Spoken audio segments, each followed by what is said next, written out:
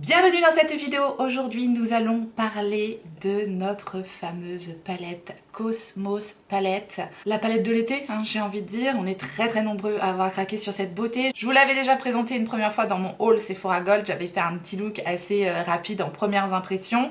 Et je vous avais demandé si ça vous intéressait d'avoir une palette 3 looks. Et vous avez été quelques-uns à répondre oui. Donc c'est un plaisir de vous proposer cette vidéo. Je vous propose donc de vous parler de la palette, de vous la décrire au maximum. Le but n'étant pas de vous dire que j'adore la palette, même si je vous le dis. Le but étant de vous la décrire surtout si jamais vous hésitez à prendre cette palette, de façon à savoir si elle pourrait vous correspondre ou pas, et également de vous proposer 3 looks, dont 2 looks très faciles à réaliser, et le look que je porte actuellement qui est un tout petit peu plus technique que les 2 premiers. En tout cas voilà, je vous propose 3 looks, plus le petit look bonus du coup que j'avais fait dans mon haul Sephora Gold. Je vous remettrai la vidéo dans le i si jamais vous ne l'avez pas vu. C'était un look assez simple également à réaliser. Si jamais vous connaissez déjà parfaitement la palette et que vous voulez directement accéder au look que je vous propose aujourd'hui, je vous mets un sommaire à votre disposition. Donc on commence par les présentations de cette jolie palette. On va donc parler de la Cosmos palette d'Anastasia Beverly Hills.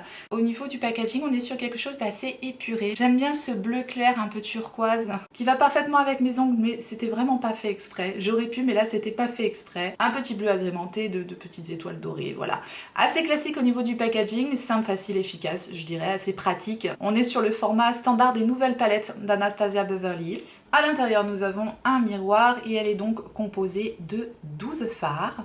Donc personnellement, j'en ai fait l'acquisition sur le site de Sephora. Elle est vendue au prix de 61 € pour 16,20 grammes de fard. Nous avons 5 fards mat, un fard mat pailleté, 3 fards métalliques dont un pailleté et 3 fards à effet très métallique, très pailleté dans cette palette. Donc je vais commencer par vous parler un petit peu des fards globalement, puis j'irai un petit peu plus dans le détail par rapport à cette palette là. Globalement, comme je vous l'ai dit, c'est un énorme coup de cœur. Pour moi, c'est la palette de l'été, et pas que, parce que comme vous le voyez sur mes yeux, je pense qu'on peut faire des choses beaucoup plus profondes. On va pas du tout avoir envie de l'arranger, n'est-ce pas? Bref, vous l'aurez compris, pour moi c'est un énorme coup de cœur, mais encore une fois, je vais vous la décrire pour savoir si ça pourrait être un coup de cœur pour vous. En tout cas, n'hésitez pas à me le dire. On va commencer par la simplicité, par les fards mat. On en a donc 5 dans cette palette-là. Ces 3 premiers fards et ces 2-là sont totalement mat.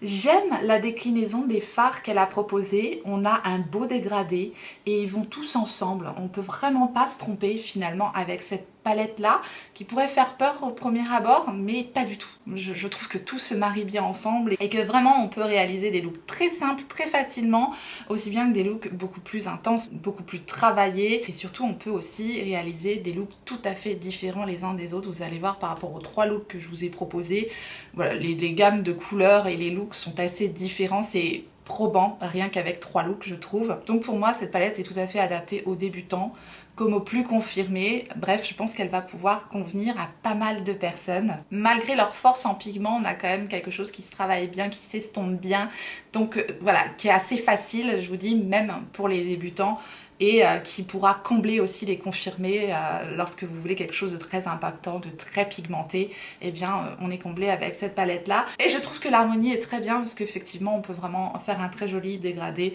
On a ce fard-ci qui sert très souvent en fard de transition pour estomper, c'est le fard le plus clair de la palette, et ensuite on peut vraiment intensifier jusqu'à ce fard qui est le Dark Matter, qui n'est pas un fard noir, qui est vraiment un fard prune très foncé, et ça change du noir et c'est vraiment un très joli fard. C'est celui que j'ai utilisé sur mon look aujourd'hui. Rien à dire de plus sur les fards mat, ce sont des fards très réussis. Ensuite on va parler d'un autre fard mat pailleté et c'est le fard Galaxy, et ce fard là est très réussi également parce que très fort en pigment, et d'habitude les petites paillettes dans les fards mat ne se voient pas, et là pour le coup ça se voit vraiment, c'est magnifique. Cette ombre à paupières là pour faire un liner pailleté ou pour faire un smoky est très jolie parce que très pigmenté, et avec ces petits reflets pailletés bleu turquoise à l'intérieur, il est vraiment très joli. Ce fard Galaxy porte extrêmement bien son nom. On a vraiment l'impression de sauter dans l'espace avec ce truc-là. Je vous dis, elle m'inspire,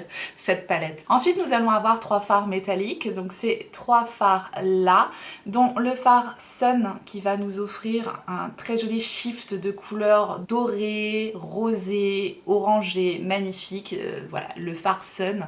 C'est une très belle réussite également. C'est pas un fard méga pailleté, mais c'est un fard avec des très jolis reflets qui est extrêmement bien réussi, tout comme le fard Mercury. Celui-ci est ultra pigmenté, magnifique. C'est vraiment un gris carbone avec un peu de mauve dedans. Il est exceptionnel, ce fard là est magnifique et alors incroyablement crémeux, il s'étire, c'est vraiment une très belle formule. Et enfin vous avez le fard Orion que j'aime un peu moins. Dans la palette c'est vraiment le fard que j'aime le moins.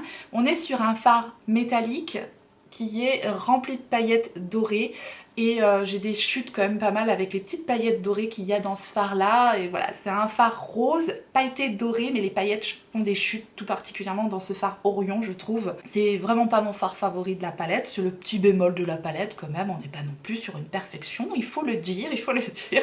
Non mais je vous donne tous les détails, encore une fois, je chipote. Ça reste tout de même très joli, mais je vous dis, c'est vraiment pour moi le fard le moins bien réussi de la palette, tout simplement. Et enfin nous avons 3 fards absolument splendides, ce sont vraiment mes fards préférés de la palette. Le fard Cassar, le fard Supernova et bien sûr ici le fameux fard Super Cluster. Ces fards là sont des fards qui sont friables, qui sont bien pigmentés, que l'on peut utiliser seul pour un effet en transparence magnifique sur la paupière, mais ça reste tout de même pigmenté, ou que l'on peut utiliser bien sûr en superposition à un autre fard, et là ça prend une autre dimension. C'est la force aussi de ce type de palette là, c'est qu'en faisant des mélanges on obtient encore des choses totalement différentes. C'est pour ça que je vous dis, on a vraiment de quoi s'amuser avec cette palette là, avec de très jolis fards, et elle nous a gâtés. Le fard Super Cluster, c'est celui que j'ai utilisé là en superposition sur mon maquillage aujourd'hui, et c'est vrai que ce fard là, qu'il soit seul ou accompagné, il a un effet assez bluffant. Maintenant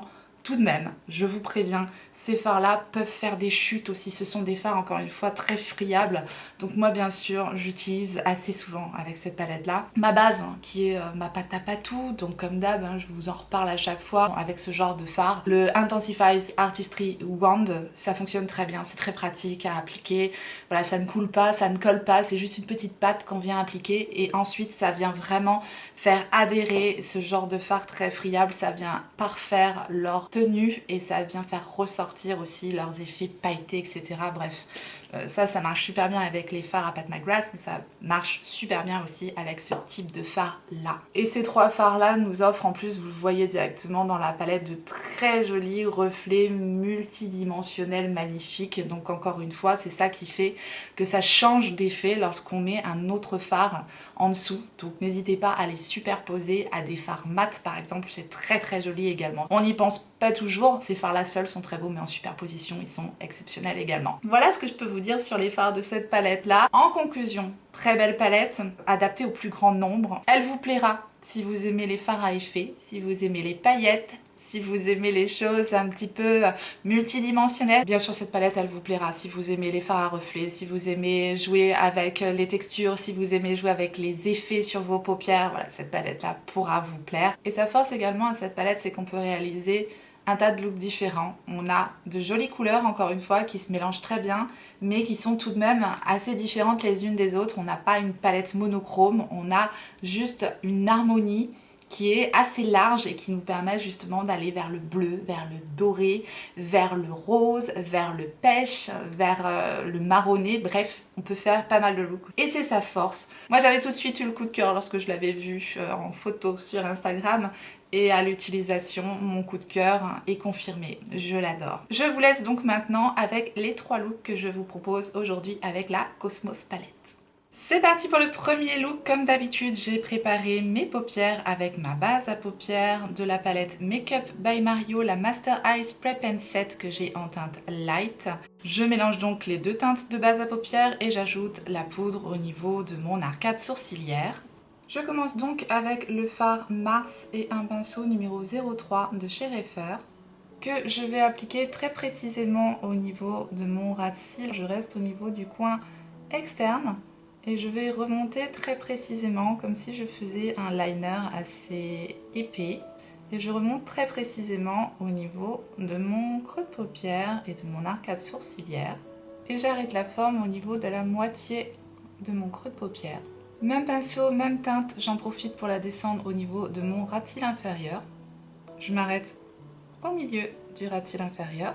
Je nettoie mon pinceau dans ma petite mousse. Même pinceau, je prends le fard Space Dust et je vais tout simplement estomper le fard Mars que j'ai appliqué juste avant. Donc j'estompe légèrement les bords de la forme que j'ai effectuée pour réaliser un joli dégradé sur mon fard au niveau de l'arcade sourcilière et également au niveau du ratil inférieur.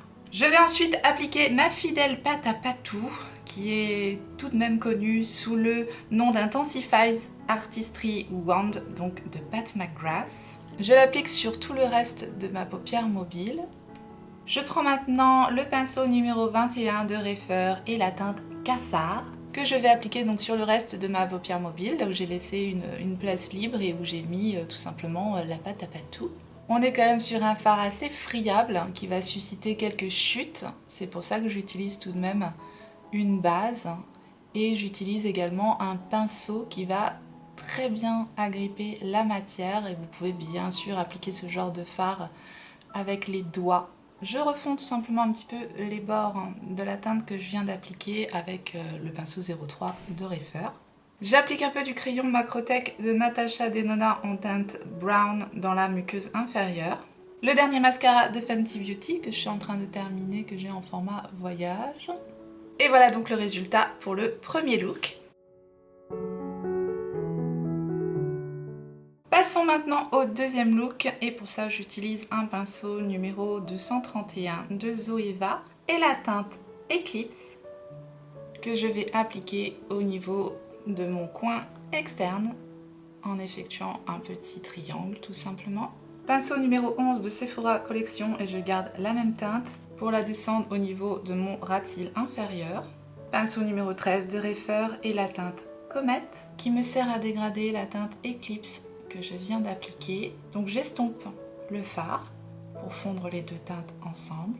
J'étire le maquillage au niveau du coin externe, également au niveau du centre de la paupière et du ratil inférieur. Pinceau numéro 21 de Reifer et la teinte Orion que j'applique sur la moitié de ma paupière mobile à partir du coin interne et je rejoins mes fards mat. Puis je prends le fard Supernova directement au doigt que j'ajoute au centre de ma paupière. J'ajoute le Macrotech crayon de Natasha Denona, cette fois-ci c'est la teinte Burgundy en muqueuse inférieure. Et voilà le résultat du deuxième look avec le mascara. C'est parti pour le look numéro 3, toujours la même préparation des paupières avec la palette de base à paupières de Make Up by Mario. Je vais commencer par appliquer le fard Dark Matter avec mon pinceau numéro 03 de Reifer de façon très précise au niveau du creux de paupière, du coin externe et du coin interne. Je reprends mon 231 de Zoeva et la teinte Eclipse. J'estompe mon fard Dark Matter que je viens de mettre juste avant au niveau de l'arcade sourcilière, également au niveau de l'intérieur de mon œil, au niveau du coin externe et au niveau du coin interne. Même chose au niveau du ratil inférieur, au niveau du coin externe. Et très précisément au niveau du coin interne. Je vais nettoyer mon coin externe avec le pinceau qui m'a servi à mettre ma base à paupières. J'étire, histoire de donner une forme bien étirée au coin externe. Je prends ensuite mon pinceau 21 de Reifer et la teinte Mercury que j'applique au niveau du centre de ma paupière et également au niveau du centre du ratil inférieur que j'avais laissé libre. Je prends le fard Super Cluster au doigt et je l'applique très précisément au centre de ma paupière. Également une toute petite touche au niveau du ratil inférieur. Je balaye avec mon pinceau poudre pour enlever les chutes parce que c'est quand même un fard qui fait pas mal de chutes. Il est très friable le fard Super Cluster. Très beau mais très friable. C'est pour ça qu'il arrive explosé dans toutes les palettes d'ailleurs. Bah, quasiment toutes, dont la mienne. J'ajoute un crayon de Marc Jacob en ratil inférieur en teinte Gemstone.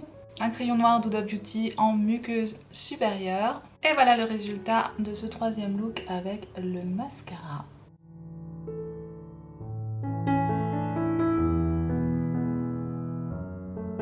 Bien voilà pour les 3 looks que j'avais à vous proposer aujourd'hui et cette revue sur la Cosmos palette. N'hésitez pas à me dire lequel des 3 looks vous avez préféré, ce que vous pensez de la palette, si vous l'aimez ou pas, si vous avez craqué, si vous allez craquer.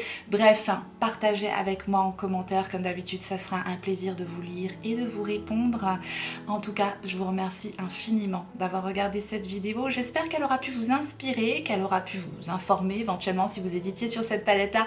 En tout cas, j'espère que vous avez passé un bon moment. Et si tel est le cas, faites-le moi savoir en me laissant un petit like sous la vidéo et en vous abonnant si jamais vous n'êtes pas abonné. Bienvenue à vous. Activez votre clochette pour savoir quand est-ce que je ressortirai une vidéo. Et en attendant la prochaine, n'oubliez pas, on n'a qu'une vie. Et moi, je vous fais des gros bisous.